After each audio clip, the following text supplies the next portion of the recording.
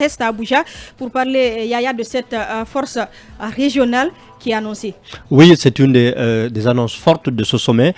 Mais il faut dire, Arissatou, ce n'est pas une nouvelle en soi parce qu'on avait déjà entendu le président en exercice de la CEDEAO, Umaru Sissoko Imbalo, président également de la Guinée-Bissau, devant le président Macron en visite à Bissau. Il disait qu'il était nécessaire que la CEDEAO puisse quand même trouver en tout cas les voies et moyens pour faire face à ces coups d'État qui devenaient de plus en plus récurrents dans notre sous-région.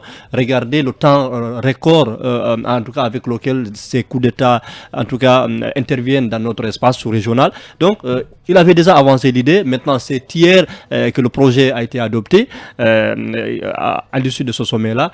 Maintenant la question comment tout ça va être opérationnalisé. Déjà, on annonce dans la seconde moitié du mois de janvier une réunion des responsables militaires de la région qui vont se rencontrer pour discuter de la faisabilité de tout cela. Et ils ont d'ailleurs tenu à préciser que pour ce qui est des fonds, parce qu'il faut beaucoup de moyens financiers et de la logistique pour faire fonctionner une force comme en tout cas celle qu'on a annoncée. Donc, qu'on ne va pas compter sur les contributions en tout cas volontaires habituels qui ne venaient pas ou bien qui venaient qui retardait. Donc c'est une question importante, la question du financement, le mode de financement. Donc ils n'ont pas assez développé sur les mécanismes par lesquels, en tout cas qu'ils entendent mettre en place pour, en tout cas, alimenter et opérationnaliser cette force-là. Mais ce qu'il faut dire que, encore, je pense que il faut quand en tout cas, on regarde d'autres expériences de par le passé, avec par exemple la FAA, la Force africaine en attente, on voit que cette force-là également peine à être opérationnelle, faute de moyens, faute de troupes même qui doivent l'alimenter. Même les forces. On a parlé. Est-ce qu'une telle force a des chances de prospérer? Je ne suis même pas sûr qu'elle va naître, honnêtement. Honnêtement, je ne suis même pas sûr qu'elle va naître. Je suis du même avis. Ça, c'est méchant. Non, c'est mon point de vue. On a parlé ici depuis des années de la force africaine en attente. Ça, c'est l'Union africaine. Le général Sekouba Konaté, c'est là-bas même. C'était son point de chute après la transition guinéenne. Il a été nommé commandant de la force africaine en attente. Mais il ne commandait rien parce qu'il n'y avait pas de force en réalité. La force n'a jamais existé. Aujourd'hui, on annonce une force de la CEDEAO pour lutter contre le terrorisme et je ne sais, une autre force encore pour lutter contre les coups d'État. Il faut qu'on soit sérieux. La CEDEAO est en train de faire des annonces qu'elle ne peut pas tenir. Vous avez déjà des États avec leurs propres armées qui n'arrivent pas à faire face aux questions sécuritaires de leur propre territoire. Vous allez leur demander d'aller faire face aux questions sécuritaires sur d'autres territoires. Ça ne peut pas marcher en réalité. Je crois que ce qu'il faut, de manière très sérieuse, il y a eu beaucoup d'années pendant lesquelles on a sous-traité la question de la sécurité en Afrique. Et aujourd'hui, on est rattrapé par cela. On a sous-traité la question sécuritaire au Mali avec Serval, ensuite avec Barkhane et la MINUSMA. On l'a sous-traité en Centrafrique, ça n'a pas marché. On l'a sous-traité au Soudan, ça n'a pas marché. On l'a sous-traité au Tchad. Aujourd'hui, Barkhane annonce son départ et tout le monde est paniqué. La CEDEAO, certainement, voit venir le problème. Parce que la CEDEAO, c'est quand même le Mali, c'est le Burkina Faso, et en termes de terrorisme, il y a également le Niger à côté, il ne faut pas oublier. Oui. La menace est là.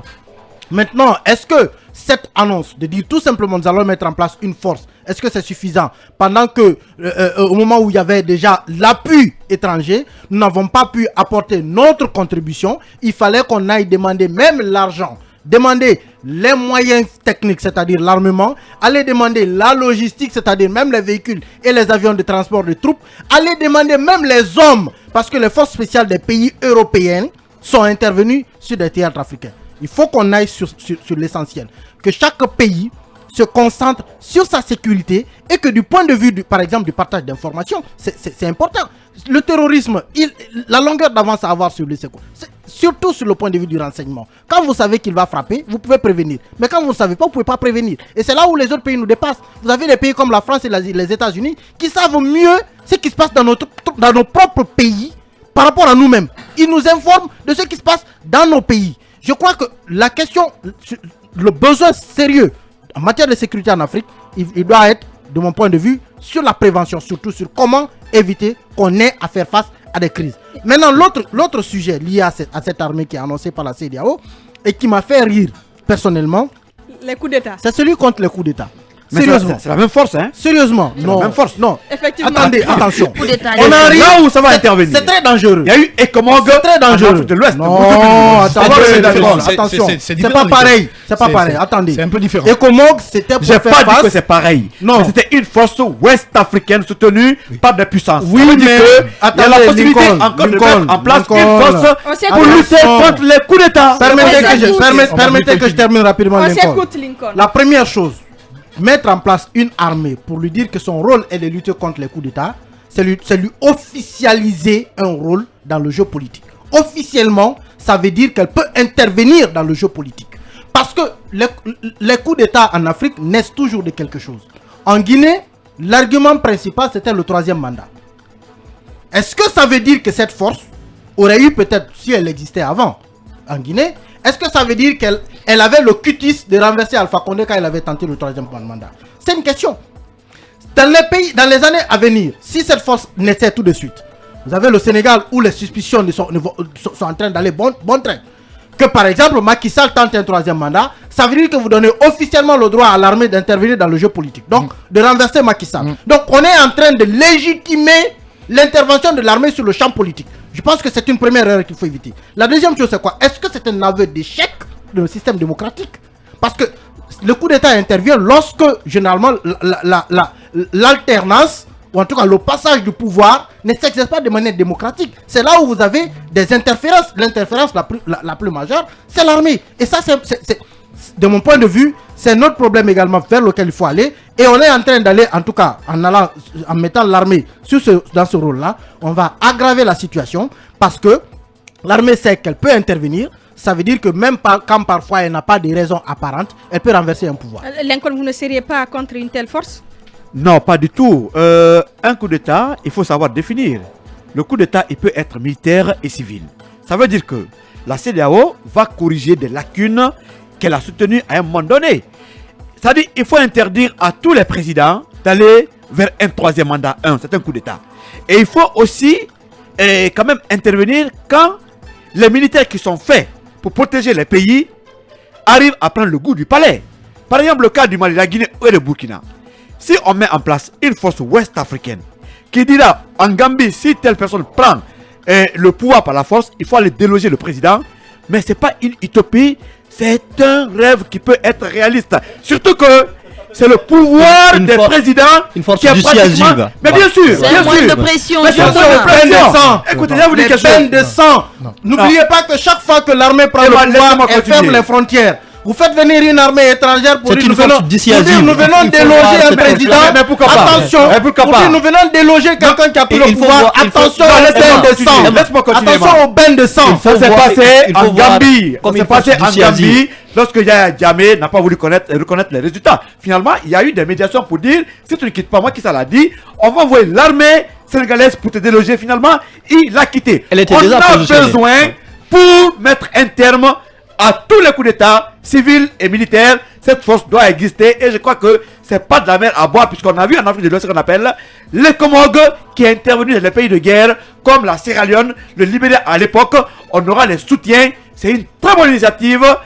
Vraiment que ces forces soient mises en place pour déloger tous ceux-là qui vont confisquer Et dissuader. les pouvoirs. Et dissuader en tout cas, ceux dans qui la ont levé les sous-région. pieds. Donnez ça en une minute. On va essayer d'aller rapidement. Je suis aussi tenté de croire que ça sera une force en attente à l'image de celle de Sekouba Konaté qui attend toujours.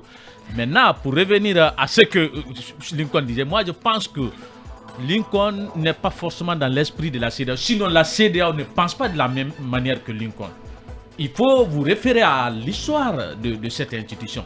La CEDEAO n'a jamais condamné un 3e mandat. Cela veut dire qu'elle n'est pas en train de nous créer une armée qui va combattre des présidents qui vont chercher des 3e mandats.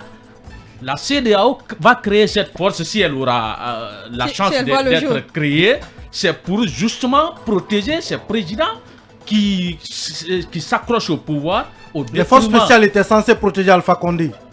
les forces spéciales étaient censées protéger Ibeka. Allez-y. Mais ce sont elles qui l'ont renversé. Non. Vous allez mettre au monde un serpent qui va vous bouffer. C'est ce que je dis. L'esprit de la CEDEAO, une fois encore, je ne sais pas ce qui devait être la réalité du terrain une fois créé, mais dans son esprit, c'est justement pour protéger le pouvoir de ce syndicat de chefs d'État. C'est ça qui se met dans l'esprit de la CEDEAO. Il faut dire quand même que sur le premier pan de la création de cette force, c'est-à-dire lutter contre le terrorisme, c'est que aujourd'hui la lutte contre ce phénomène engrange beaucoup d'argent dans les pays qui sont frappés par ce phénomène, notamment le Nigeria et la zone des 3 frontières entre le Mali, le Burkina, le Niger. Voilà. Donc, et puis aujourd'hui, le golfe de Guinée. Et voilà. Aujourd'hui, le problème, c'est qu'il faut mettre beaucoup plus de fonds dans la prévention. Et cette prévention-là, c'est une question d'inclusion et qui pose problème dans ces États-là. Donc, lorsque vous excluez une partie de la population, ça devient un terrain fertile pour le terrorisme. Donc, aujourd'hui, à mon humble avis, au lieu de créer des forces en attente pour lutter contre ce phénomène, il faut plutôt faire en sorte que les populations ne soient pas déprimées et qu'elles ne soient pas exclues dans la gouvernance de ces différents États. Le supplément se poursuit. Nous allons recevoir Dr Yao Baldé, expert en développement local.